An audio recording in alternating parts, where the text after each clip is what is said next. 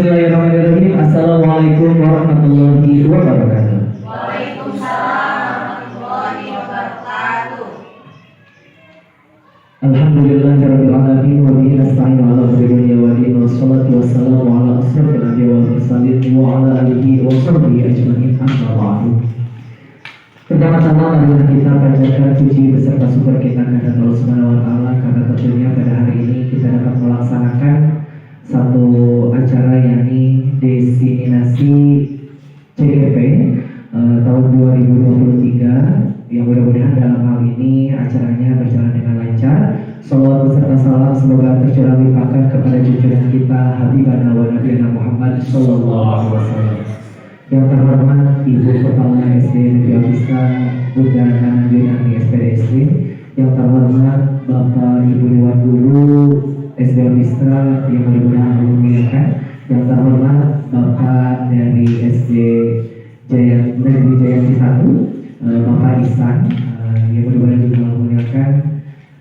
Supaya kita untuk mempersingkat waktu, marilah kita buka rangkaian acara hari ini dengan pembacaan basmalah bersama-sama. Bismillahirrahmanirrahim.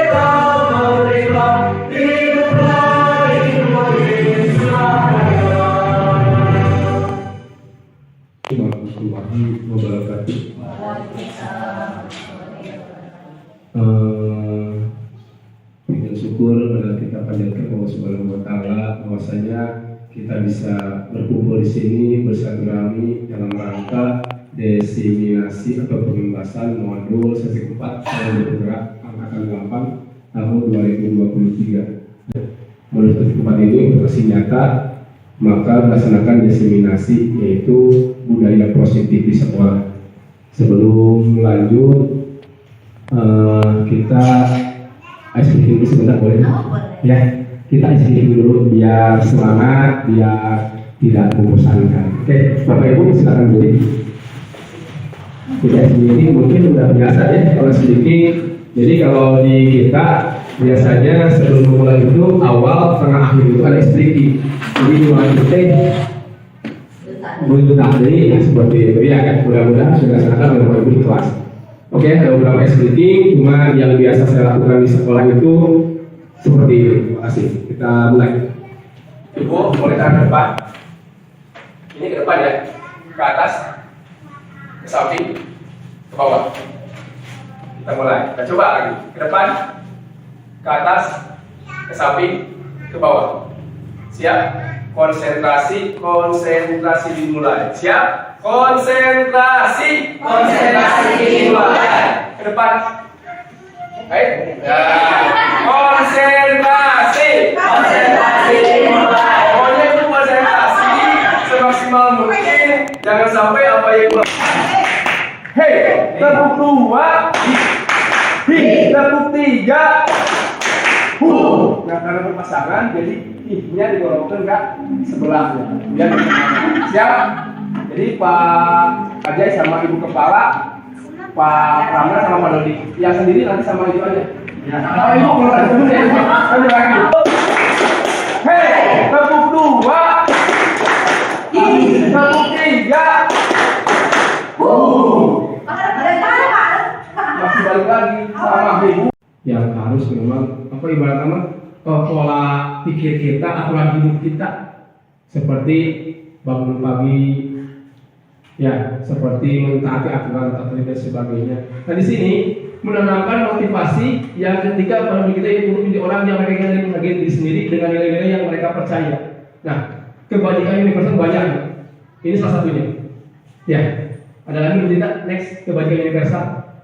Ini menurut siapa ya kalau tidak salah? Wah ini ada kalau tidak salah ada 6 kebajikan universal yang dalam itu banyak sekali. Seperti kebajikan itu berbuat baik, jujur, semangat, ya, hormat, santun, dermawan, gotong royong, percaya diri, keras, kepemimpinan dan sebagainya. Gitu. Nah, jadi dari yang saya sampaikan, yang pertama adalah disiplin positif. Kasus di sekolah itu harus bisa menyelesaikannya dengan segitiga resolusi. Mungkin nanti akan lebih jelas dijabarkan oleh Bu Tita. Balik lagi ke yang kedua, yaitu motivasi, hukuman, konsekuensi dan restitusi. Motivasi itu dorongan. Kan biasanya kalau kita dorongan dari luar itu sifatnya ada 3, yaitu hayang menggunakan ketanggaan, hayang apa jahatan, seperti itu disebut motivasi eksternal. Tapi beda dengan motivasi yang ketiga, yaitu motivasi internal yang muncul dari dalam diri sendiri. Nah, tugas kita kepada siswa itu bagaimana cara meyakinkan mereka agar mereka memiliki motivasi yang berasal di dalam diri mereka, agar bukan aturan. Kayak peribahasa, aturan dibuat untuk dilanggar. Kalau kita buat aturan di sekolah, pasti budak awas keberangan disukai. Itu aturan. Katakan berang dari awas sekali kebiasaan negatif juga. Ada positif, ada negatif. Di dalam grup penggerak yang sudah masuk ke sana, kita pasti akan apa? Istilahnya apa? Nyalakan budaki jika nanti mancing. Betul-betul ke belakang akan dimulai kita. Apalagi ketika di gotong, yang keempat bernalar, yang kelima yang keenam kreatif. Ya kan? Kita sudah IKM, implementasi kurikulum merdeka. Yakin di SD Otista itu sama kurikulumnya, merdeka berubah. Kelas 1 4 2 5. Patokannya tadi bagaimana menunjukkan siswa yang memiliki profil pelajar Pancasila. 6 karakter tadi. Nah, keyakinan universal atau kebajikan universal ini patokannya untuk melaksanakan filosofi nilai dewantara yaitu profil pelajar Pancasila. Nah, di sini ada arti. Tidak bisa instan dalam penerapan budaya positif sekolah yang merupakan turunan dan tauladan dari seorang guru. Pasti bilangnya apa?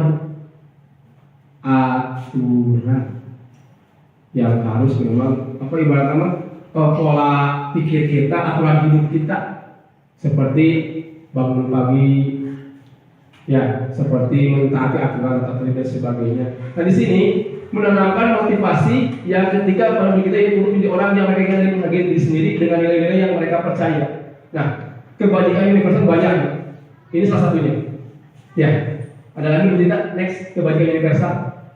Ini menurut siapa ya kalau tidak salah? Wah ini ada kalau tidak salah ada 6 kebajikan universal yang dalam itu banyak sekali.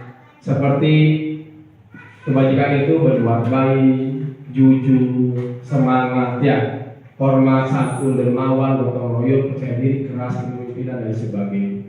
Gitu. Nah, jadi dari yang saya sampaikan, yang pertama adalah disiplin positif. Kasus di sekolah itu harus bisa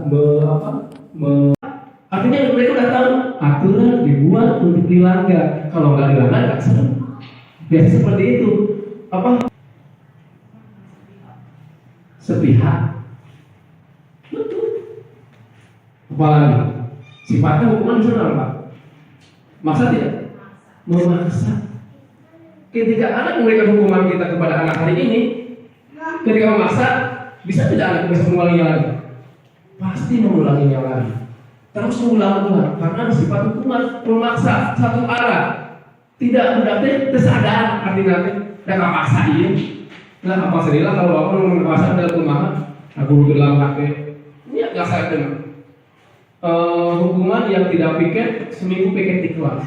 Siap pak, siap barang yang sapu. Ih ayo. Tapi diulang lagi seperti itu. Ya, terus konsekuensi. Nah, setiap tiba-tiba berupa kesepakatan tidak berkaitan dengan kesalahan, kita bisa kembali pada kelompok mereka dengan karakter yang lebih kuat. Gosen 2004. Yang kemarin kita bahas, yang paling pokok itu adalah restitusi. Bagaimana mengembalikan karakter anak biar anak lebih bertanggung jawab. Pak Ramdan, Mas Durian, Bu Resti nangis. Laporan ke guru kelas. Guru kelas pasti bakal pakai Pak Ramdan. Kurang bisa kurang. Kalau ini kan Resti. Yang sama Resti itu tidak apa, Bu. Ya kan? Boleh yang kuat. Tapi dengan nanti Bu kita menyampaikan restitusi, itu masih penanganan seperti itu. Makanya perlunya membuat yang namanya next. Gak usah. Nah, bakal lama senang cek SDG ya. Assalamualaikum warahmatullahi wabarakatuh. Waalaikumsalam. Alhamdulillahirobbilalamin. Wassalatu wassalamu ala asrofil anbiya'i wal mursalin Sayyidina Muhammadin wa ala alihi wa sahbihi wa ba'du. Pertama dan utama adalah kita panjatkan syukur kepada Allah Subhanahu wa taala bahwasanya pada hari ini hari Sabtu tanggal 29 Juli 2023 kita bisa berkumpul dalam rangka diseminasi budaya positif 1.4 kaitan dengan program guru penggerak. Jangan lupa salam semoga terlimpah kepada pemuda kita yakni Habibana wa Nabiyana Muhammad sallallahu alaihi wasallam beserta keluarganya, sahabatnya, umat-umatnya. Mudah-mudahan termasuk kita semua berdalamnya amin ya rabbal alamin. Yang terhormat kepala sekolah, dewan guru,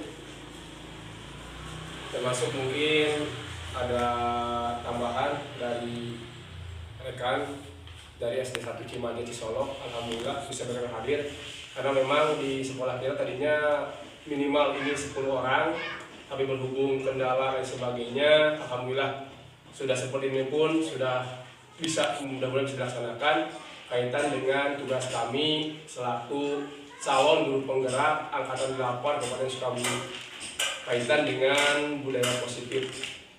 Jadi saya diberikan tugas sebenarnya sudah kemarin ketika kami kemarin diundang di Otista untuk menyampaikan budaya positif beserta dengan Ibu Tita dari SD Otista. Tapi berhubung karena memang kurang dari waktu dan sebagainya, karena minimal itu waktunya 60 menit. Itu pembiasaan banyak sekali sebetulnya dari mulai keyakinan kelas, motivasi perilaku sampai dengan segitiga institusi. Nah di sini sebagai kewajiban saya kemarin mungkin sudah disampaikan ketika Ibu PP datang ke sini beberapa kali, malah mungkin nanti di pertengahan Agustus pun beliau pasti datang ke sini kaitan dengan apa yang sudah saya lakukan di SD Negeri 1 Jayanti, terutama kaitan dengan budaya positif sekolah. Yang paling awal 1.1 filosofi kejadian dewantara, terus yang kedua nilai peran guru penggerak, yang ketiga visi guru penggerak. Ini yang paling rumit, yang paling banyak itu adalah karya nyata atau aksi nyata dari modul 1.4 kaitan dengan budaya positif. Baiklah, untuk mempersingkat waktu, saya akan mulai menyampaikan kaitan dengan budaya positif. Nah di sini, ini diseminasi atau pengimbasan, artinya hal-hal yang disampaikan kaitan dengan budaya positif di sekolah. Ya, saya sendiri di sini Sanaki merupakan calon guru penggerak angkatan 8 Kabupaten Sukabumi. Nah, apa sih yang dimaksud dengan budaya positif? Kalau kita berhubungan dengan budaya, pasti berhubungan dengan kebiasaan biasanya. Ya, di kita menunjukkannya apa sih di Jayanti 1? Kemarin saya tidak fokus kepada bacaan di sini, tapi intinya ketika guru sebagai suri teladan, ingaso sang tulodo sesuai dengan filosofi dari Dewantara, maka pasti bakal menimbulkan budaya positif secara tidak langsung. Nah, merupakan perwujudan dari nilai-nilai atau keyakinan universal yang dilakukan di sekolah. Jadi universal artinya mengacu kepada sekolahnya. Jadi kita tidak mungkin disamakan dengan sekolah-sekolah di kota atau yang lainnya. Tapi keyakinan kebiasaan apa yang sering kita laksanakan di SD Negeri 1 Jayadi ini. Nah, budaya ini tidak dapat diciptakan secara instan. Dalam penerapan budaya ini perlukan tuntunan dari tauladan seorang guru. Jadi fungsinya ada dari kita sendiri. Kemarin kami mendengar dari Pak Fasilitator bahwa ketika kita membiasakan anak untuk buang sampah sembarangan, ya, maka kita harus memberikan contohnya dulu. Artinya kita nggak usah menyuruh mereka untuk membuang sampah sembarangan, membuang sampah pada tempat atau membuang sampah pada tempatnya. Ya, ketika ada sampah kita ambil, itu perlu waktu minimal 40 kali kita mengambil sampah tersebut, maka anak dengan sendirinya akan menyadari. Jadi sekali dua kali mah murid pertama biasa duduk cas. Jadi anak pun tidak akan sadar keyakinannya seperti itu budaya. Next. Nah, apa sih tujuan dari disiplin positif ini atau budaya positif ini? Ada beberapa hal kaitan dengan budaya positif. Yang pertama adalah disiplin positif, yang kedua adalah motivasi perilaku, yang ketiga adalah keyakinan kelas, yang keempat restitusi, yang kelima segitiga restitusi, yang kelima faktor dari kebajikan universal. Nah, di sini tujuan dari disiplin positif adalah menanamkan motivasi yang ketiga pada murid-murid kita, itu untuk menjadi orang yang mereka inginkan dan menjadi diri sendiri dengan nilai-nilai yang mereka percaya. Jadi jangan sampai ibaratnya kemarin ada bahasan tentang disiplin. Yang disiplin biasanya berhubungan dengan aturan-aturan. Ternyata kalau berbicara aturan itu bahasanya terlalu kompleks. Ya kan, ada pepatah mengatakan aturan dibuat untuk dilanggar. Budak ayeuna sadar ya tadi. Makanya kalau kita membuat aturan di kelas, ayo udah yang sedang mengerjakan PR seperti apa mereka tidak yakin dengan dirinya sendiri seperti itu. Makanya ketika membuat disiplin itu harus dengan tujuan yang jelas. Itu seperti itu. Ini ada beberapa kebajikan universal. Cinta Tuhan dan segala ciptaannya, kemandirian, kejujuran, hormat, dermawan, gotong royong, ini merupakan contoh-contoh daripada disiplin positif. Next. Nah, yang kedua, tadi saya sampaikan yang pertama disiplin positif. Yang keduanya adalah motivasi, hukuman, konsekuensi, dan restitusi. 3 motivasi perilaku manusia adalah yang pertama untuk menghindari ketidaknyamanan atau hukuman. Yang kedua untuk mendapat imbalan, yang ketiga untuk menjadi orang yang mereka inginkan. Biasanya 1 dan 2 itu adalah merupakan motivasi eksternal. Kita sebagai guru harus fokus kepada yang motivasi ketiga ini, biar mereka memiliki motivasi yang bersifat internal, muncul dari dalam diri pribadinya, hatinya, itu seperti itu. Jadi ketika kami kemarin membuat keyakinan kelas di kelas masing-masing supaya muncul ini motivasinya. Jadi jangan sampai orang mah ka sakola teh datang terlambat teh ada kehindaran hukuman bisi dihukum ku guru, takut disuruh hormat, takut disimpan di luar lain sebagainya.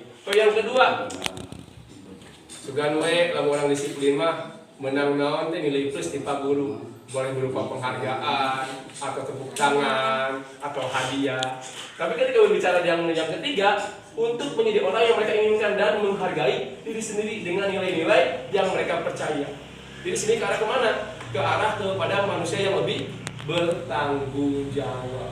Jadi yakin seperti orang naon sholatnya. Sholat teh berarti lah meninggalkan berarti menang dosa, mengerjakan menang pahala. Mereka sudah yakin. Rumah carana seperti itu. Next. Nah, ini hukuman. Ya, kadang lah menghukum kita kan di kelas. Jadi bahasanya sekarang berbicara tidak hukuman, karena hukuman sifatnya apa? Sepihak, tiba-tiba, tidak berupa kesepakatan, tidak berkaitan dengan kesalahan. Artinya biasanya apa? Hukuman itu ini tadi dia bahasanya sama seperti tadi. Ada terlalu mendalam. Jadi makanya muncullah yang disebut dengan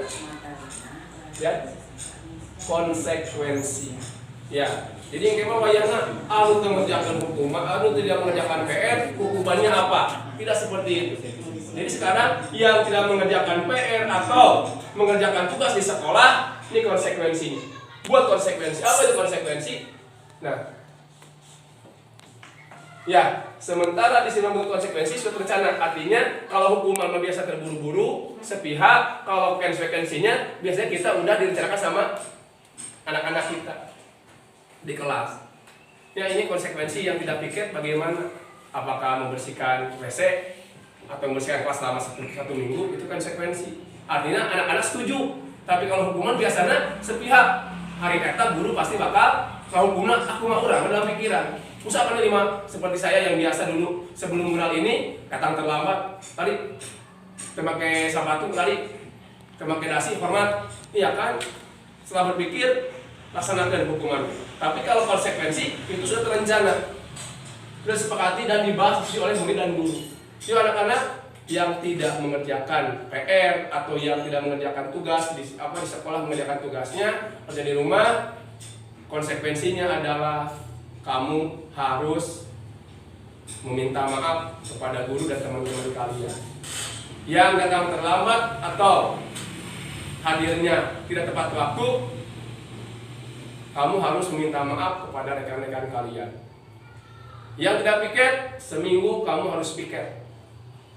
Yang berbohong, kamu harus membersihkan kelas selama 1 minggu. Itu konsekuensi. Artinya anak-anak siap Pak, laksanakan Pak, setuju Pak, setelah disepakati oleh bersama. Nah ini contohnya. Belum. Setelah tiap kali tugasnya tidak diselesaikan pada batas waktu yang diberikan atau melakukan kegiatan di luar kegiatan misalnya ngobrol, maka guru tersebut akan kena waktu bermain dan harus menyelesaikan tugas karena ketertinggalannya. Artinya ketika tidak beres, ayahnya kamu tidak boleh pulang. Konsekuensinya berarti belajar dilanjutkan ketika siang hari sampai nanti kamu udah beres baru boleh pulang. Itu mungkin konsekuensi. Terus ya, next. Nah, restitusi. Restitusi adalah proses menciptakan kondisi bagi murid untuk memperbaiki kesalahan mereka sehingga mereka bisa kembali pada kelompok mereka dengan karakter yang lebih kuat. Dosen 2004. Itu. Kemarin kita mengadakan sesuatu praktek sebetulnya kaitan dengan restitusi. Jadi restitusi itu karena kita tidak tahu, biasalah anak kesalahan itu dipanggil. Mana melakukan gitu, mana wakaf, ternyata itu salah. Nanti ada bahasan segitiga restitusi dengan prakteknya. Tabel perbandingan hukuman, mana melakukan gitu, mana wakaf, ternyata itu salah. Nanti ada bahasan segitiga restitusi dengan prakteknya. Tabel perbandingan hukuman, konsekuensi dan restitusi. Hukuman, sesuatu yang menyakitkan harus terjadi. Konsekuensi, sesuatu harus terjadi. Restitusi merupakan pilihan. Hukuman, murid anak tersakiti, murid anak dibuat tidak nyaman, murid anak mendapatkan penguatan. Hukuman, sistem tidak akan berjalan bila murid tidak takut, memerlukan monitoring, supervisi terus menerus dari guru. Murid belajar bertanggung jawab untuk perilakunya. Jadi yang paling kuat adalah restitusi. Next. Nah, yang ketiga, keyakinan kelas. Apa itu? Proses menciptakan kondisi bagi murid untuk memperbaiki kesalahan mereka sehingga mereka bisa kembali pada kelompok mereka dengan karakter yang lebih kuat. Kemarin di kelas 2, kelas 3, kelas 4, kelas 5, kelas 6. Walaupun saya guru olahraga, saya hari pertama itu membuat yang namanya keyakinan kelas. Anak diberikan kesempatan kepada mereka, saya mengingatkan kepada mereka untuk memberikan keyakinan kelas. Ya, agar kelas ini merasa mereka nyaman, merasa mereka bersenang-senang. Artinya student center, bukan teacher center. Murid sebagai subjek. Jadi fokus agar mereka bersenang-senang dan bahagia. Itu seperti itu. Jadi ulah sampai ke anak itu ketika belajar tegang, mengerjakan PR tegang. Itu seperti itu. Pokoknya buat mereka lebih rileks, lebih tenang, tanpa diganggu oleh hal-hal lain. Makanya dibuatlah keyakinan kelas. Alhamdulillah kemarin dapat beberapa anak-anak sudah mulai berpikir kritis. Satu contoh, datang tepat waktu sekolah. Untuk kelas 4, 5, 6, coba jangan dibuat bahasanya negatif, tapi bahasanya positif. Pak, bagaimana contohnya? Kalau contohnya, tidak boleh telat datang ke sekolah. Dalam kalimat positif, tidak boleh ada kata tidak boleh, jangan. Makanya ketika ada keyakinan positif, keyakinan kelas yang dia inginkan, tidak boleh terlambat. Makanya kalimat positifnya adalah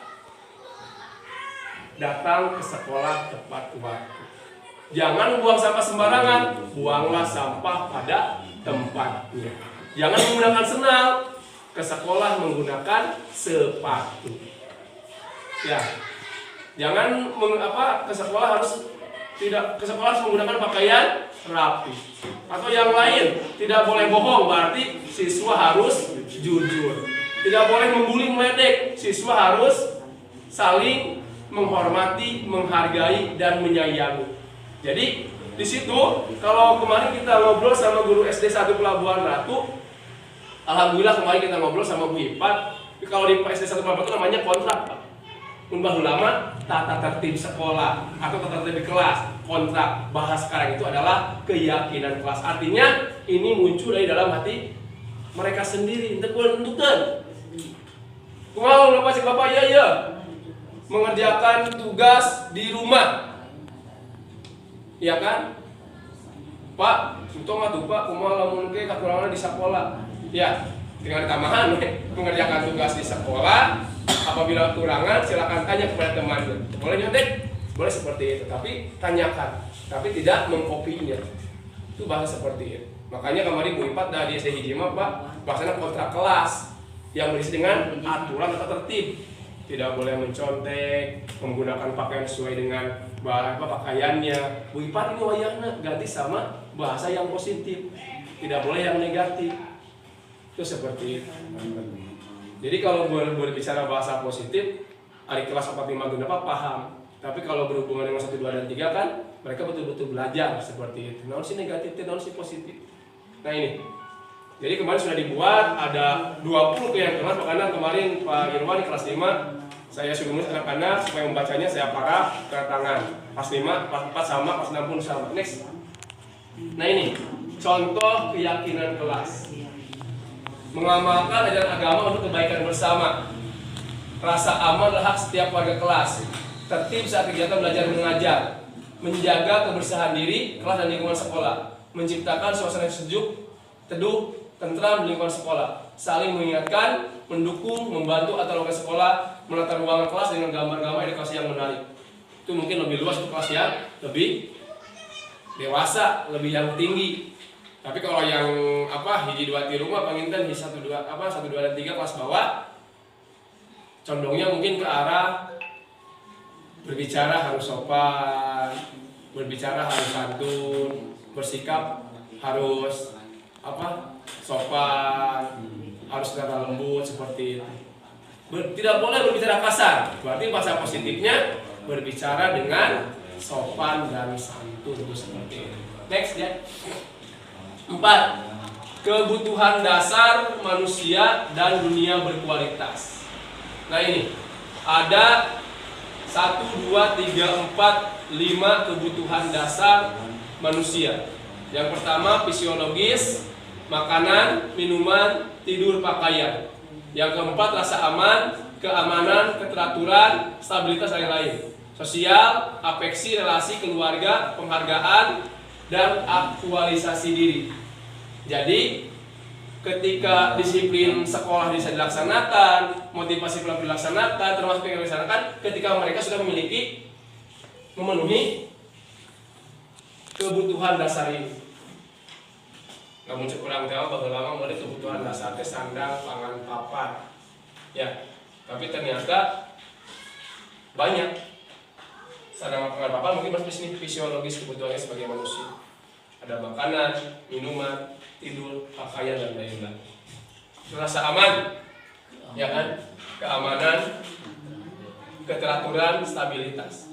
Sosial, afeksi, relasi, keluarga, penghargaan, pencapaian, status, tanggung jawab, reputasi. Aktualisasi diri adalah pengembangan diri, pemenuhan ideologi. Next. Nah, 5 posisi kontrol guru. Kalau kita berhubungan dengan 5 posisi kontrol guru, kita ada di manakah? Ya, apakah Pak Irwan seorang penghukum? Apakah Pak Bay seorang pembuat merasa orang bersalah? Apakah Bu Empar selaku teman? Atau Bu Tenti monitor pemantau? Atau Pak Asep selaku manajer? Ya. Pernah bertanya, Pak, waktu ketika posisi seperti ini, apakah ini semua harus dipakai 5 ini ketika seorang guru? Cek Pak Irwan kumaha? Perlu tidak kita memakai 5 ini? Ini 5 posisi kontrol guru. Ada negatif, ada positif. Tapi perlu tidak? Kemarin ada guru SMA terutama yang memang notabene murid-muridnya luar biasa. Ya kan?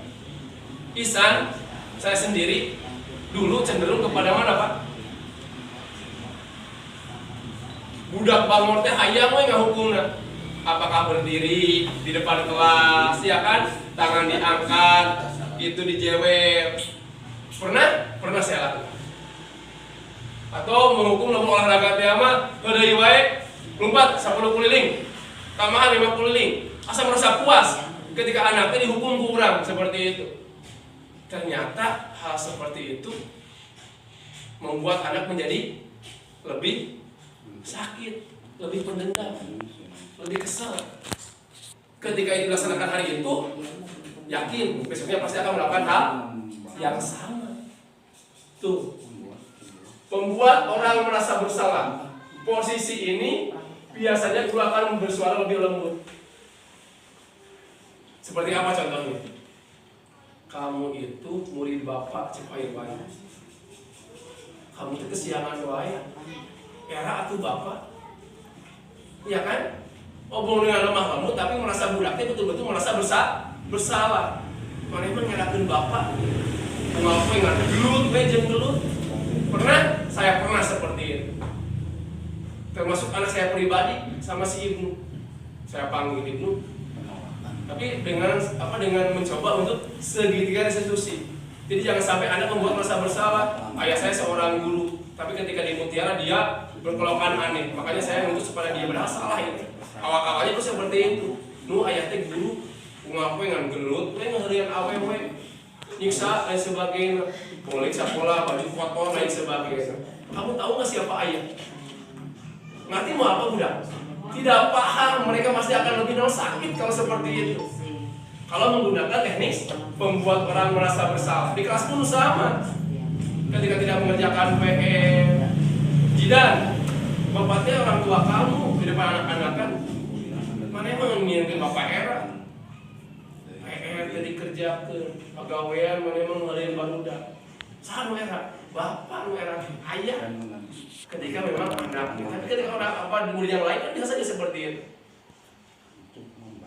Mana itu kunaon sih? Setiap Senin upacara tinggal 50 halus, baju neraka. Tapi mana itu mau terbaik di Bapak. Tapi kok ngerakin model dia? Nah itu membuat orang merasa bersalah. Yang ketiga teman, guru pada posisi ini tidak akan menyakiti murid dan berkata berupaya melalui persuasi. Kemarin baru saya kaget Pak. Jadi lamun murid hiji 2 ti rumah ketika ada bahas seperti di YouTube, nya di mana di TikTok, sok aya geuningan, ya. Jeung guru teh geuningan mau gope, ya kan mau berpelukan atau mau seperti apa? Berarti apa posisi di teman? Ini pun banyak sisi negatifnya. Kadang kalau anak sudah merasa membuat kita menjadi teman, itu seperti itu. Ya, yang terakhir manajer. Ini adalah merupakan posisi yang luar biasa. Manajer adalah posisi mentor di mana guru berbuat sesuatu bersama dengan murid, mempersilahkan murid mempertanggungjawabkan perilakunya, mendukungmu agar dapat menemukan solusi atau proses sendiri. Ya kan, Daka panggil. Ya kan, Jidan, kenapa kamu kesiangan? Aduh, Pak Jidan teh setiap malam teh suka pulang, suka nonton main game. atau apa suka gadang lah seperti itu. Tahu nggak Didan? Didan kalau melakukan seperti itu salah. Ya Pak tahu. Kira-kira Didan kalau memperbaiki seperti apa? Ya Pak, Didan tidak akan terlambat lagi. Bagaimana supaya tidak terlambat? Mereka solusi kan? Didan nanya. Kira-kira bagaimana jawabannya? Tidak akan tidur terlalu malam. Datang ke sekolah tepat waktu. Jadi nanti ketika kita melakukan hal seperti itu nih, dia sendiri yang menemukan solusinya. Artinya kita ngobrol dengan dia. Lamun ayah budak itu sosok wakau mah. Awalnya kelas 4 anu wakau deui Pak budak leungit kan. Terus katanya kawan saya budaknya tinggal manggil. Kenapa? Ya Pak sebagai saya mah paling alasannya nggak punya uang. Paling dikasih ke mama 2.000 atau 3.000. Tanya lagi kan, salah kalau keyakinan kelas apa yang kamu telah langgar? Ya Pak, saya ibaratnya mengambil hak orang lain. Terus bagaimana cara solusinya supaya kamu tidak melanggar orang lain? Saya akan lebih irit lagi Pak di sekolah, tidak akan memaksakan sampai mencuri lagi karena mencuri mungkin bulanan dosa. Itu menurut solusi. Yang lain solusinya seperti apa? Saya lebih baik diam di kelas Pak daripada dia anak-anak jajan karena memang kemampuannya seperti itu. Jadi tidak akan menghukum. Wah mana emang tukang kuak-kuak, iya kan? Bakal nggak polisi siapa dalam tengah. Atau sekarang kamu udah ketahuan buktinya. Sok mau bagaimana kamu? Udah kan sampai ngegedek, sampai nangis. Itu bukan solusi. Itu seperti itu. Jadi posisi kontrol guru itu adalah pada posisi mana yang paling betul? Yang nomor 5, posisi manajer. Jadi sekali lagi kepala sekolah hukum pengen tempatnya. Jadi posisi guru ketika mengendalikan siswa itu ada di posisi manajer. Jadi kemah Pak Baes mah ngajari kelas oke. Penghukum ya. Tapi pada intinya memang praktek dilaksanakan di lapang itu lebih susah Pak Hese. Hayang ngambek teh. Kan ada cek Pak Bulayu kamari coba Pak Irwan tinggalin Pak Irwan mengajar ayeuna. Mau teh rata deui no ketika ngajar olahraga. Kalau masih kena rata berarti kudu introspeksi diri deui. Karena apa? Harus filosofi pendidikan kajian Dewan Tak. Pendidikan yang berpihak pada murid. Neng, sambil belajar. Ya, gue istilahnya rekan budak mengerjakan PR. Maneh mau diberi PR atau digawean we hayu tidak seperti itu. Pendekatan oleh kita tanya, "Neng, kenapa saya ngerjain PR?" Asalnya dia pasti akan malu-malu kan? Ah, kamu gak pendiam. So, ilmunya bagaimana caranya kita supaya bisa anak itu lebih dekat dengan kita. Artinya dekat terbatas supaya dia lebih menghargai kita. Begitu ya. Nanti lagi gimana tuh solusinya kalau pas 4 udah dewasa kan? Kalau nggak bisa di rumah ada siapa-siapa, sore ibu suka ada di rumah, ya bersekolah agama, coba datang ke ibu. Kita ngobrol di rumah, bawa PR-nya, yuk kita belajar bareng-bareng. Itu kan? Jadi jangan sampai membuat anaknya benar-benar tertekan. Mengerjakan PR tertekan. Kenapa kamu nggak pakai sepatu? Wah, sepatu dengan hiji geus dogo. Mending sukan mah. Itu tidak Pak? Tidak seperti itu. Walaupun orang yang diberi disiplin, tapi tadi apa? Lihat situasi dan kondisi. Mungkin ya memang ada Pak Haji mah pengalaman. Malah ini ibaratnya apa Cing? KHD ini dari awal kan Pak digulirkan. Tapi proses berjalannya waktu geningan mulai dilupa dan kembali lagi kepada dulu lagi. Makanya guru penggerak modul 1 adalah filosofi pendidikan nasional Ki Hajar Dewantara. Ingat sosang kulodo, ima dia ngomong kaso, tuturi handaya. Yang kedua, nilai peran dan guru. Nilainya ada mandiri, kreatif, ya kan? Terus apa? Bisa berkolaborasi dengan teman, ada perannya juga. Dan yang ketiga, fisik guru penggerak. Nah, apa sih hubungannya? Ini untuk memunculkan apa? Murid, tadi saya dengar di Pak Irwan, murid berprofil karakter pelajar Pancasila, profil pelajar Pancasila. Nah ini yang diketahui, makanya 1, 2, 4, 5 itu sudah digaung-gaungkan. Makanya anak-anak ngapalin lagi dengan Pak Irwan. Ya, terade kan udah kan belajar Pancasila, beriman dan bertakwa pada Tuhan Yang Esa dan berakhlak mulia. berkebinekaan global, gotong royong mandiri, kreatif dan bernalar kritis. Apalun tak sudah? Alhamdulillah. Kelas genep sadayan. Kelas 5 kamari masih kene. Nu keren saha? Si Rizky Maulana udah kalah. Hafalin ya kemarin. Lancar seorang. Itu memang ketika ayeuna di audio visual, audio kan anak-anak lebih cepat menghafal. Makanya mun bisa mah Pak Irwan semua pelajaran itu naon sing dinyanyiikeun. Jadi budak mah sampai 2 PG pahafal. Cepat teh Kalau lagu mah Itu mah namanya bikin utara di. nah, itu betul Pak. Itu luar biasa. Jadi anak betul-betul mengenal praktik kudu jadi menjadi karakter 6 konsep yang disampaikan oleh profil pelajar Arabnya 6 kebajikan. Itu seperti itu. Ya, next ya. Pak Irwan gitu. Suara tinggi. Pun. Kan? Abdi pribadi gitu, Pak. Baheula kayak gitu kayaknya dan memang ketika diimplementasikan tapi kita mencoba untuk ngerem. Ingat, oh ya Allah ya Robi seperti itu. Kelotot jari-jari menunjuk menghardi. Salah kira yang. Mau bedok kan? Ya. Merasa bersalah. Cing atuh mana itu tuh ngelakuin kurang, tuh ngelakuin bapak itu. Waktu memakai baju laki mana macing, tidak sia-sia aja. Kasih apa Sulaiman pas barang. Pas Sulaiman saya. Pas ompatin, pas 5. Ya. Saya ngomong, mana pakai sendal. Lolos ya kamu. Heeh.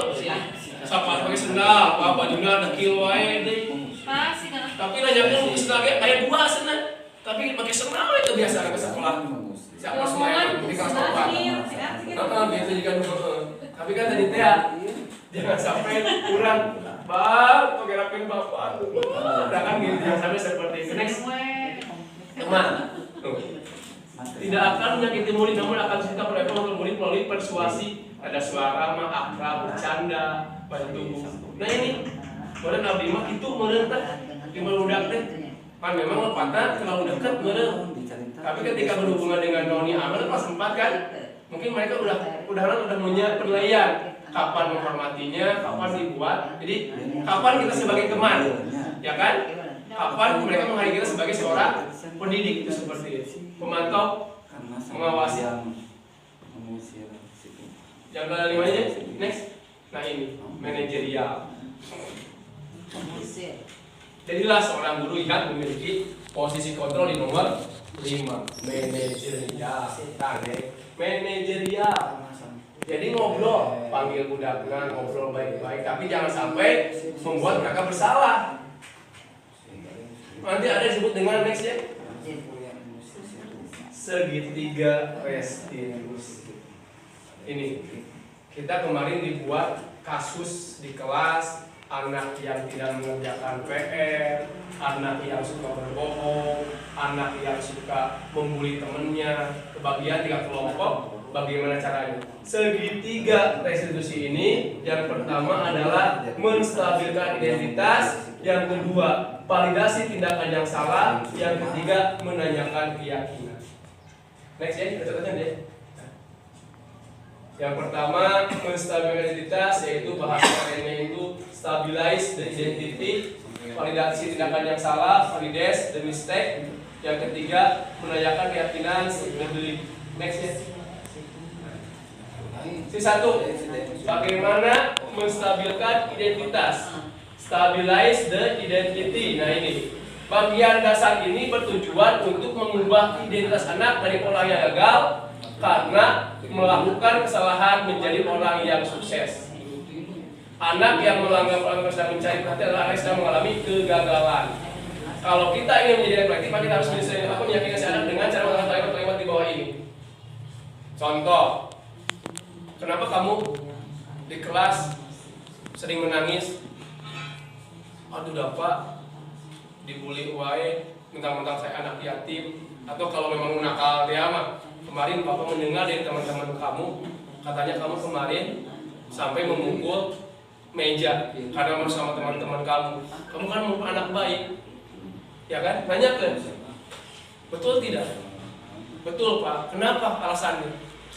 Ya Pak, kan saya itu ketika saya mengerjakan PR di rumah, ada teman-teman saya yang menyontek, ya kan, otomatis saya emosi Pak, jadi saya marah kepada anak itu, ya kan. Kita akan menjawab, menstabilkan identitasnya dengan cara apa, ya kan? Tidak apa-apa kamu berbuat hal seperti itu. Bapak pun kalau ada di posisi kamu pasti bakal marah seperti itu. Untungnya kamu tidak sampai memukul mereka. Menstabilkan artinya kita seolah-olah mendukung, ya kan? Artinya waktu ketika mereka benar bersalah, ya. Atau ketika itu berbuat salahnya. Tadi saya sampaikan, berbuat hal seperti itu, Bapak pun kalau menjadi kamu atau menjadi posisi yang sama akan berbuat seperti itu. Karena memang sudah seperti itu. Tapi ya, alangkah lebih baik kamu tanyakan alasannya kenapa. Menstabilkan apa dari tindakan yang salah. Jadi bahwa kita mendukung tapi salah kalau merasa seperti itu salah. Ya, coba tanyakan kenapa mereka berbuat seperti itu. Tahu nggak kira-kira ketika kamu berbuat seperti itu kamu sudah melanggar keyakinan kelas apa? Ya Pak, saya tidak menghormati teman saya. Nanti lagi kalau berbuat seperti itu apa yang akan kamu lakukan? Artinya dia pasti tidak akan langsung marah, nyalakan lampu, tidak. Next ya, yang ketiga, menanyakan keyakinan kan kita. Apa yang sudah kamu melanggar keyakinan apa? Ya kan? Saya Pak sudah melanggar keyakinan kelas, yaitu tidak menghormati, menyayangi teman saya. Nanti lagi kamu akan berbuat hal seperti apa? Tidak akan. Apa yang akan kamu lakukan? Pasti jawabannya seperti apa? Ketika kita menanyakan ke anak, ketika anak tersebut murid, contoh lah, ada murid di sini masih si Ujang Firman, dia mengerjakan PR di rumah dengan budaknya bagel. Suatu ketika dia udah mengerjakan PR datang ke kelas.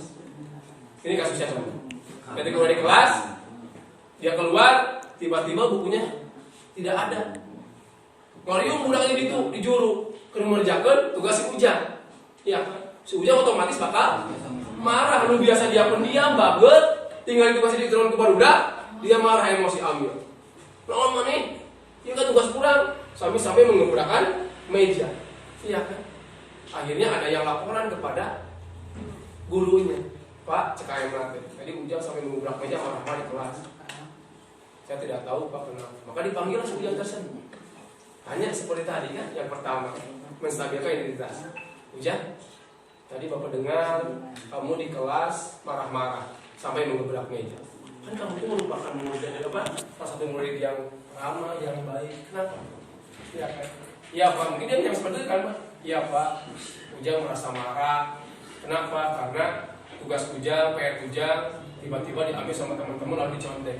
Ujang sampai tengah malam mengerjakan hal tersebut, PR tersebut, sehingga muncullah Ujang emosi sampai mengebrak meja. Ya kan jawaban kita, Bapak pun seketika besar identitas, Bapak pun kalau ada di posisi yang sama seperti kamu, pasti Bapak akan marah-marah. Ya kan? Tapi kita buat validasi keyakinannya, validasi dulu. Ya kan? Keyakinannya apa? Validasinya. Tapi alangkah lebih baik lagi apa yang kamu lakukan itu sampai tidak kesana. Karena keyakinan. Tahu tidak? Keyakinan kelas apa yang telah kamu lakukan? Pasti kalau murid yang berpikir, dia berpikir dulu. Ya Pak, saya marah-marah dan menghargai teman. Boleh tidak dalam keyakinan kelas melanggar teman mengebrak meja seperti itu? Mohon Pak, tidak boleh. Kalau tidak boleh, ketika ada hal serupa terulang kembali, teman-teman kamu nyontek sama kamu, apa yang akan kamu lakukan? Pasti nanya kan? Menanyakan solusi. Pasti dia menjawab apa? Biasanya.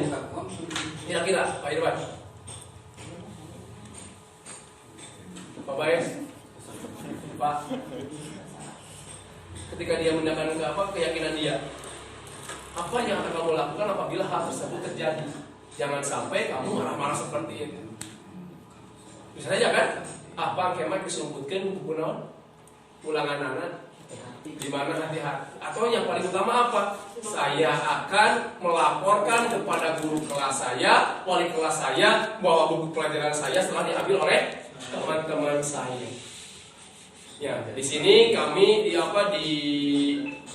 guru penggerak ini mencoba untuk menyelesaikan masalah itu dengan menggunakan segitiga restitusi, yaitu menstabilkan identitas, validasi permasalahannya, dan lain adalah menanyakan keyakinan. Ya. Terus apa yang akan kamu lakukan untuk memperbaikinya kan? Seperti itu. Saya akan mengerjakan PR dengan serius lagi, dan apabila terjadi lagi, saya akan melaporkan kepada guru kelas. Itu permasalahan seperti itu. Atau yang lainnya, seperti terlambat tadi kan? Iswa, kenapa kamu terlambat ke sekolah? Ya kan dipanggil dulu. Neng, Iswa, nanti bapak dengar dari guru kelas kamu, katanya kamu ke sekolah sering terlambat. Ah tidak pak, kelas kan anaknya seperti itu. Ah tidak pak, kata siapa? Kata teman-teman guru kelas. Ah enggak pak, ini absennya. Ya kan dia mulai dia sadar. Oh iya pak. Betul kan? Betul. Kenapa kamu sering terlambat ke sekolah? Ya bahkan saya punya adik, mama di rumah bekerja. Ya kan banyak adiknya. Jadi setiap ke sekolah saya pagi-pagi harus membantu mama masak, atau kalau malam-malam adik suka nangis.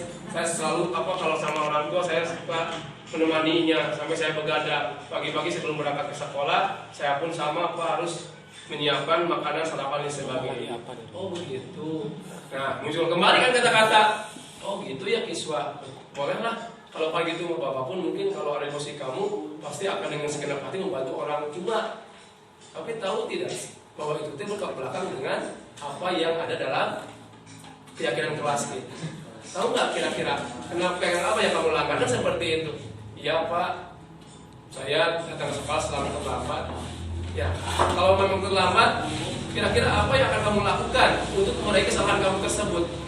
Ya mungkin pak, yang pertama saya akan berkoordinasi, konfirmasi dengan orang tua saya bahwa saya itu udah anak sekolah, jadi jangan sampai pekerjaan yang harusnya orang tua laksanakan saya dititik lagi kepada saya. Mungkin saya penggedean, sedangkan gitu. Pagi-pagi saya akan komunikasi dengan orang tua, biar untuk menyiapkan sarapan, membaginya dengan adik yang lain. Itu seperti itu. Oh betul, bagus.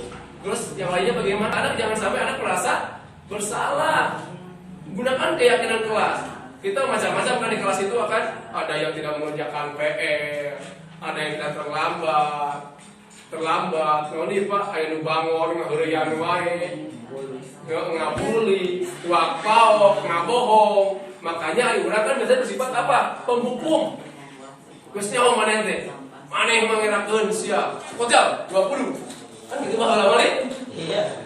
Betul ya Bapak? Atau baheula ingat baheula Isa masih kira zaman Ujang Kusyana baheula. Karena kenapa? Kalau ada hal negatif pasti akan tersimpan dalam otak.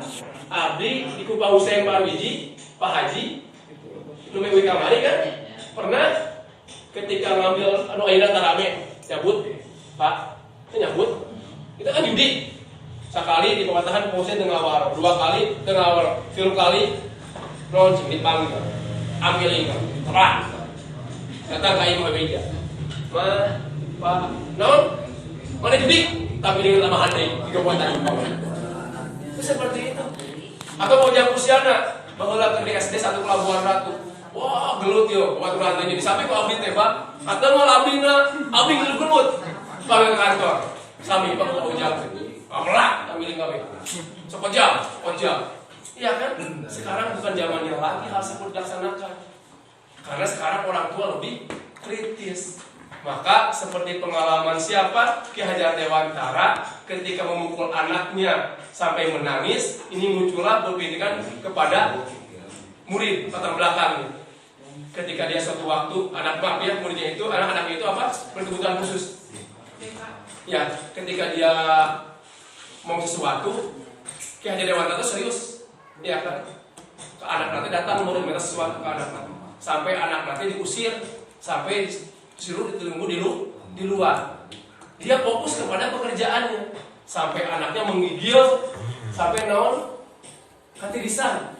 Dia ingat, masa gue di mana saya di luar masih kayaknya kati disan deker usum dingin lah itunya usum hujan. Maka panggil sampai anaknya menangis. sampai dia menyadari kalau dia itu salah, makanya di situ dia muncul. Kejadian seperti ini tidak akan terulang kembali. Maka muncullah yang disebut kegagalan. Kalau kita ingin menjadi kolektif, maka kita harus meyakinkan si anak dengan cara mengatakan kalimat di bawah ini. Contoh, kenapa kamu di kelas sering menangis? Aduh dapat dibully wae, mentang-mentang saya anak yatim. Atau kalau memang nakal dia mah, kemarin papa mendengar dari teman-teman kamu, katanya kamu kemarin sampai memukul meja karena mau sama teman-teman kamu. Kamu kan merupakan anak baik, ya kan? Tanyakan, betul tidak? Betul pak. Kenapa alasannya? Ya pak, kan saya itu ketika saya mengerjakan PR di rumah, ada teman-teman saya yang menyontek, ya kan? Otomatis saya emosi pak, jadi saya marah kepada anak itu, ya kan? Kita akan menjawab, menstabilkan identitasnya dengan cara apa? Ya kan? Tidak apa-apa kamu berbuat hal seperti itu. Bapak pun kalau ada di posisi kamu pasti bakal marah seperti itu. Untungnya kamu tidak sampai memukul mereka. Menstabilkan artinya kita seolah-olah mendukung, ya kan? Artinya waktu ketika mereka benar bersalah, ya. Atau ketika itu berbuat salah itu seperti itu tidak apa-apa. Karena kalaupun bapak ada di posisi kamu, pasti akan melakukan hal yang salah, hal yang sama. Kesel, marah, karena hasil apa yang kita kerjakan dicontek langsung oleh teman kamu, malah diambil tanpa sepengetahuan kita. Nah, validasi yang salah. Setiap tindakan dilakukan dengan sesuatu tujuan itu memenuhi kebutuhan dasar. Kalau kita memahami kebutuhan dasar apa yang sebuah tindakan, kita akan bisa menemukan cara paling efektif untuk memenuhi kebutuhan tersebut. Restitusi tidak menyatakan guru tidak kemudian bahwa melakukan itu adalah sikap yang baik, tapi harus bisa memahami alasannya. Jadi saya sampaikan, berbuat hal seperti itu, bapak pun kalau menjadi kamu atau menjadi posisi yang sama akan berbuat seperti itu, karena memang sudah seperti itu. Tapi ya, alangkah lebih baik kamu tanyakan alasannya kenapa, menstabilkan pada tindakan yang salah. Jadi bahwa kita mendukung tapi salah, kalau merasa seperti salah. Ya, coba tanyakan kenapa mereka berbuat seperti itu. Tahu nggak kira-kira ketika kamu berbuat seperti itu, kamu sudah melanggar keyakinan kelas apa? Ya pak, saya tidak menghormati teman saya. Nanti lagi, kalau berbuat seperti itu, apa yang akan kamu lakukan? Artinya dia pasti tidak akan langsung marah, nyorekan ngebuk, tidak. Next ya, yang ketiga, menanyakan keyakinan kan kita. Apa yang sudah kamu melanggar keyakinan apa? Ya kan? Saya pak sudah melanggar keyakinan kelas, yaitu tidak menghormati, menyayangi teman saya. Nanti lagi kamu akan berbuat hal seperti apa? Tidak akan. Apa yang akan kamu lakukan? Pasti jawabannya seperti apa? Ketika kita menanyakan ke anak, ketika anak tersebut murid, contoh lah, ada murid di sini muridnya si Ujang Firman, dia mengerjakan PR di rumah dengan budaknya bagel. Suatu ketika dia udah mengerjakan PR datang ke kelas. Ini kasusnya contoh. Ketika udah di kelas, dia keluar, tiba-tiba bukunya tidak ada. Ngoriung budaknya di juru, mengerjakan tugas si Ujang. Ya kan? Si Ujang otomatis bakal marah. Lu biasa dia pendiam banget, tinggal tugasnya di turun ke barudak, dia marah, emosi ambil. Lama nih, ini kan tugas kurang, sampai menggebrakan meja. Iya kan? Akhirnya ada yang laporan kepada gurunya. Pak, cek ayam nanti. Tadi Ujang sampai menggebrak meja, marah-marah di kelas. Saya tidak tahu Pak kenapa. Maka dipanggil si Ujang tersebut. Tanya seperti tadi kan, yang pertama, menstabilkan identitas. Ujang, tadi Bapak dengar kamu di kelas marah-marah sampai menggebrak meja. Kan kamu itu merupakan murid dari salah satu murid yang ramah, yang baik. Kenapa? Iya kan? Iya Pak, mungkin dia yang seperti itu kan Pak? Iya Pak, Ujang merasa marah. Kenapa? Karena tugas Ujang, PR Ujang tiba-tiba diambil sama teman-teman lalu dicontek. Ujang sampai tengah malam mengerjakan hal tersebut, PR tersebut, sehingga muncullah Ujang emosi sampai menggebrak meja.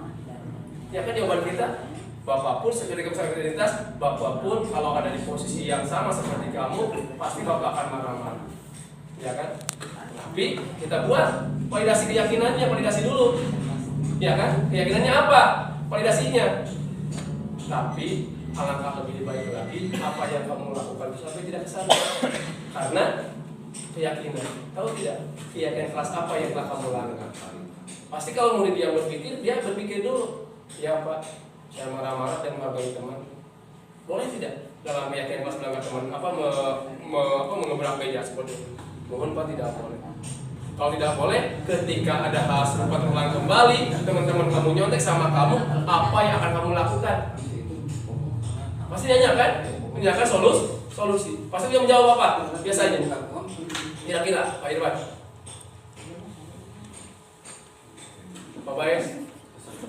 Pak. Ketika dia menanyakan keyakinan dia, apa yang akan kamu lakukan apabila hal tersebut terjadi? Jangan sampai kamu marah-marah seperti itu. Bisa saja kan? Apa kemat disumputkan buku non? Ulangan anak di mana hati-hati. Atau yang paling utama apa? Saya akan melaporkan kepada guru kelas saya, wali kelas saya, bahwa buku pelajaran saya telah diambil oleh teman-teman saya. Ya, di sini kami di guru penggerak ini mencoba untuk menyelesaikan masalah itu dengan menggunakan segitiga restitusi, yaitu menstabilkan identitas, validasi permasalahannya, dan yang lain adalah menanyakan keyakinan. Ya. Terus apa yang akan kamu lakukan untuk memperbaikinya kan? Seperti itu. Saya akan mengerjakan PR dengan serius lagi, dan apabila terjadi lagi, saya akan melaporkan kepada guru kelas. Itu permasalahan seperti itu. Atau yang lainnya, seperti terlambat tadi kan? Iswa, kenapa kamu terlambat ke sekolah? Ya kan dipanggil dulu. Neng, Iswa, nanti Bapak dengar dari guru kelas kamu, katanya kamu ke sekolah sering terlambat. Ah tidak Pak, ngeles kan anak kan seperti itu. Ah tidak Pak, kata siapa? Kata teman-teman guru kelas. Ah enggak Pak, ini absennya. Ya kan dia mulai dia sadar. Oh iya Pak. Betul kan? Betul. Kenapa kamu sering terlambat ke sekolah? Ya Pak, kan saya punya adik, mama di rumah bekerja, ya kan banyak adiknya. Jadi setiap ke sekolah saya pagi-pagi harus membantu mama masak, atau kalau malam-malam adik suka nangis. Saya selalu kalau sama orang tua saya suka menemaninya sampai saya begadang. Pagi-pagi sebelum berangkat ke sekolah, saya pun sama harus menyiapkan makanan, sarapan dan sebagainya. Oh begitu. Nah muncul kembali kan kata-kata. Oh gitu ya Kiswa. Bolehlah. Kalau kayak gitu Bapak pun mungkin kalau ada di posisi kamu pasti akan dengan segenap hati membantu orang tua. Tapi tahu tidak bahwa itu bertolak belakang dengan apa yang ada dalam keyakinan kelas kita. Tahu nggak kira-kira kenapa apa yang kamu lakukan seperti itu? Iya Pak, saya datang ke sekolah selalu terlambat. Ya, kalau memang terlambat, kira-kira apa yang akan kamu lakukan untuk memperbaiki kesalahan kamu tersebut? Ya mungkin Pak, yang pertama saya akan berkoordinasi, mengonfirmasi dengan orang tua saya bahwa saya itu udah anak sekolah, jadi jangan sampai pekerjaan yang harusnya orang tua laksanakan saya di titik balik kepada saya. Mungkin saya penggedean, sedangkan gitu. Pagi-pagi saya akan komunikasi dengan orang tua biar untuk menyiapkan sarapan, membaginya dengan adik yang lain. Itu seperti itu. Oh betul, bagus. Terus yang lainnya bagaimana? Anak jangan sampai anak merasa bersalah. Gunakan keyakinan kelas. Kita macam-macam kan di kelas itu akan ada yang tidak mengerjakan PR, ada yang tidak terlambat. Nanti Pak, ayo nu bangun ngaheureyan wae. Ngabuli, wakpau, ngabohong. Makanya urang kan biasanya bersifat apa? Penghukum. Geus nyaho maneh teh? Maneh mangerakeun sia. Kotel 20. Kan gitu baheula mah. Iya. Betul ya Bapak Baes? Atau baheula mah ingat baheula Aisyah masih kira zaman Paujan Kusyana baheula. Karena kenapa? Kalau ada hal negatif pasti akan tersimpan dalam otak. Abdi di Kupang Hussein Parwiji, Pak Haji, Lumewi Kamari kan pernah ketika ngambil ayeuna tarame nyabut, Pak, nyabut. Itu kan judi. Sekali di pematahan Hussein teu ngawar, 2 kali teu ngawar, 3 kali non cing dipanggil. Ambil Apa? Datang ke ibu meja. Pak, non, mana judi? Tapi dengan lama handai, 3 bulan tadi. Itu seperti itu. Atau mau jam usiana, baheula ke SD 1 Pelabuhan Ratu. Wah, gelut yo, waktu rantainya di samping kok abdi teh, Pak. Atau mau abdina, abdi gelut-gelut. Panggil ke kantor. Sami Pak mau ujang. Pamelak, kami lingawe. Sekejam. Iya kan? Sekarang bukan zamannya lagi hal seperti dilaksanakan.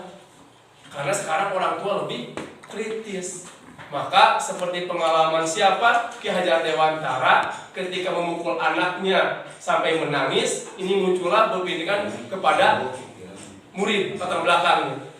Ketika dia suatu waktu muridnya itu anak-anaknya itu apa? Berkebutuhan khusus. Ya, ketika dia mau sesuatu, Ki Hajar Dewantara itu serius, ya kan? Ke anak nanti datang murid minta sesuatu ke anak nanti, sampai anak nanti diusir, sampai disuruh ditunggu di luar. Dia fokus kepada pekerjaannya, sampai anaknya menggigil, sampai naon katirisan. Dia ingat, sebenarnya anak saya di luar masih kayak katirisan deker usum dingin lah itunya usum hujan. Maka panggil sampai anaknya menangis, sampai dia menyadari kalau dia itu salah, makanya di situ dia muncul. Kejadian seperti ini tidak akan terulang kembali. Maka muncullah yang disebut dengan tapi tata tertibnya ini konsekuensinya seperti ini. jadi baik jadi dia kemudian bahasa tertibnya nanti kemudian lagi nama diganti keyakinan kelas. Ya, jadi keyakinan kelas muncullah ketika dilanggar konsekuensi. Ya, makanya itu dengan bahasa konsekuensi juga masih kena salah ya teh. Ya masih kena salah. Artinya yang lebih tepatnya mungkin sekarang diberlakukan kalau mau membuat tata kan suka ada Pak, suka ada yang di kelas suka ada tata tertib. Sekarang rubah bahasanya, bukan menggunakan tata tertib lagi, tetapi keyakinan kelas. Poin-poinnya tercantumkan seperti 6 poin tadi, mungkin seperti itu Pak ya.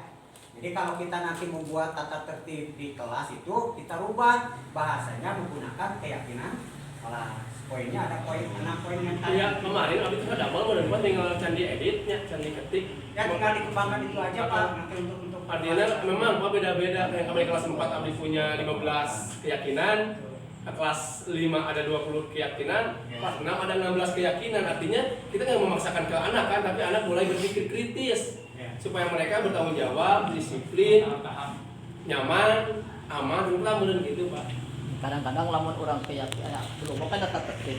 Kadang keyakinan kelas, kadang-kadang untuk menentukan keyakinan kelas, kadang-kadang benar-benar karena pas saja ini. Tadi, ada kemarin abdi terus sistem kontrak. Makanya gini, kalau kita membuat ADART itu kan hasil musyawarah Pak. Betul. Ya. Jadi, kenapa saya tadi mengatakan ADART bahwa untuk menentukan keyakinan kelas tersebut kita musyawarahkan dengan anak-anak. Itu Pak. Timbulnya dari anak dari Betul. Pak, kayak Pak Irwan balik tugas presiden teh. Coba sama mau kayaknya. Kita kok abdi pasti sedikit. Kira-kira konsekuensinya seperti apa? Kita musyawarahkan dengan anak-anak. Betul. Dicantumkanlah. Betul. Jadi kita misalkan masuk sekolah, masuk kelas jam 7:15. Nah, kalau masih ada siswa yang di luar kelas, nah bagaimana nih anak-anak? Konsekuensinya. Ya. Mudah-mudahan langsung dipraktekkan Pak. Nah, yang selanjutnya ini lagi. Sekarang untuk menentukan masuk jam 7:15 ya. Nanti anak Pak kan udah tahu Bapak kemarin masuk jam 7:15, tapi Bapak belum datang. Nah, Aduh ini